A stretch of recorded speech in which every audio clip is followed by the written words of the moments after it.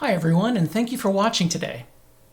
Apple has a feature called lockdown mode. Most people don't need to turn it on, but if you do need it, it could be the difference between being targeted and being compromised. Today, we're going to do a deep dive into what lockdown mode actually does, what Apple doesn't clearly explain, and why this feature exists at all. You don't use lockdown mode because of everyday malware. You use it because you might be the target of mercenary-grade cyber attacks. So let's get going. And remember to like and subscribe if you want more content just like this. Lockdown mode is not a single setting. It's deep and complex. Those technical details are extensive and beyond the scope of this video. This video is intended to give you an overview of which systems are modified and how user features are changed. The goal is to give you enough information to make a choice for yourself, not to explain the magic of security exploits. Lockdown mode is a predefined security posture for people using Apple's phones, tablets, watches, and desktop computers who may be personally targeted by extremely sophisticated attackers. When you enable it, your device stops behaving like a normal consumer device. Apple deliberately restricts standard features to reduce what security engineers call the attack surface. That's the key phrase, attack surface. Lockdown mode exists for one reason: to defend against targeted exploitation. We're talking about attacks that don't require you to click anything. They can arrive silently, and they exploit bugs in media parsers, messaging apps, and browsers. They install spyware capable of full surveillance. These attacks have been linked to commercial spyware vendors like the NSO Group, who created Pegasus and Phantom and Circles, and Intellexa Consortium, who have Predator. These tools are used by people who already know who you are. Once you see the complexity of lockdown mode, you might ask, why doesn't Apple let me toggle individual protections? Well, here's the answer. Modern exploits are chains. One bug leads to another. A parser flaw leads to code execution. That leads to privilege escalation. And that leads to persistence.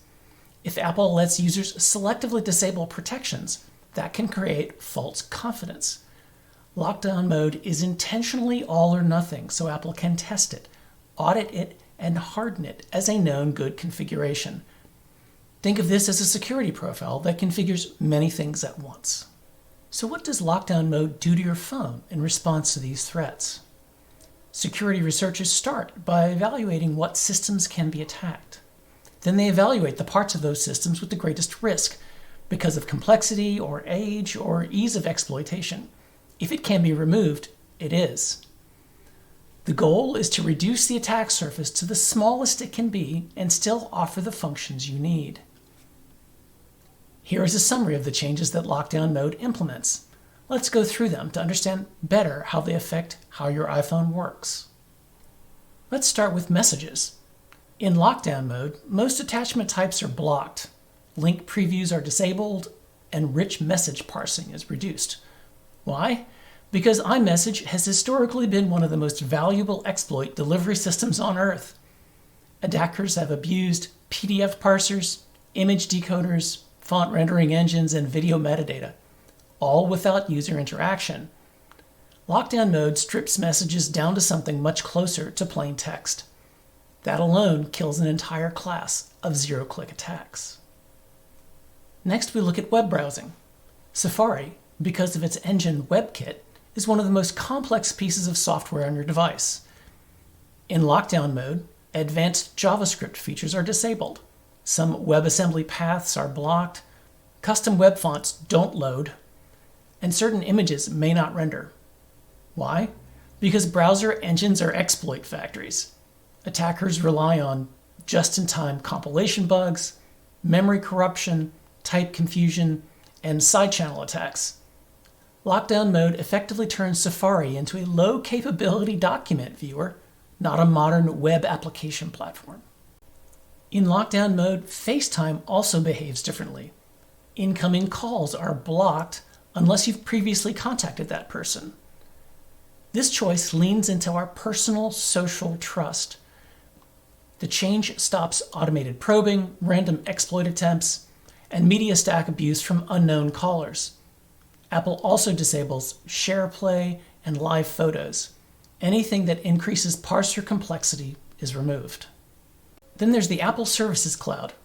Services like HomeKit, Shared Albums, the Game Center, and Focus Status, they all get heavily restricted. Why? Because invitations are implicit trust events. They trigger background processing, cloud sync, and sometimes automatic acceptance flows. Spyware has abused shared albums and invites as covert delivery mechanisms. Lockdown mode shuts that down. Did you know that by default your photos include metadata sharing exactly where and when you took a photograph, along with a lot of other information about the camera and conditions? This can be great for photographers, but terrible for you.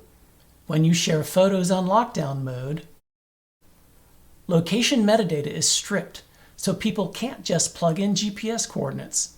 Shared albums are removed to prevent people from using reverse image search, and new album invites are blocked. Location data is one of the most sensitive intelligence assets on your phone. Removing metadata from images by default and reducing the accidental sharing of photos reduces passive surveillance and correlation attacks. Lockdown mode changes how your devices connect to things.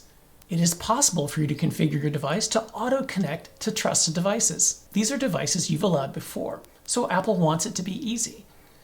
In lockdown mode, your device must be unlocked to connect to accessories and to connect to computers. On Apple Silicon Macs, you must explicitly approve your accessories. This blocks forensic extraction tools, malicious USB devices, and DMA class attacks via Thunderbolt on older phones. This is a physical access threat that is being blocked. One of the most telling changes concerns cell service. Lockdown mode disables 2G and 3G cellular. Why? Because allowing legacy cellular protocols enable a lot of things. Attacks that downgrade you onto those insecure protocols that leave your data and calls unprotected. IMSI or IMSI catchers, fake mobile towers that cast a wide net. IMSI stands for International Mobile Subscriber Identity. It's a unique ID that identifies you on a mobile network. You would have heard of these tools referred to in the news as a Stingray phone tracker. And they enable passive tracking of your location. Open Wi-Fi auto join is also disabled because why would you have that enabled in the first place? This is Apple acknowledging that certain radio technologies are just unsafe. Finally, we have configuration profiles. You may have had to put one of these on your phone in order to connect to your work or school systems. In lockdown mode, new profiles can't be installed and new MDM enrollment is blocked. Existing enrollments and profiles still work. Why? Because profiles can install root certificates, redirect traffic, enforce VPNs, and silence alerts. And profiles are known persistence vectors for spyware. Lockdown mode closes that door for you. So we've talked about what lockdown mode is and what it does. But now it's critical to clarify what lockdown mode is not and does not do. It does not make you anonymous. It does not stop network metadata collection. It does not eliminate Apple telemetry. And it does not replace good operational security. It is not Harry Potter's cloak of invisibility or Sauron's One Ring. Lockdown mode is a bunker to keep you safe. So who is lockdown mode for? Apple is honest about this in its documentation. If you don't already think you need lockdown mode, you probably don't.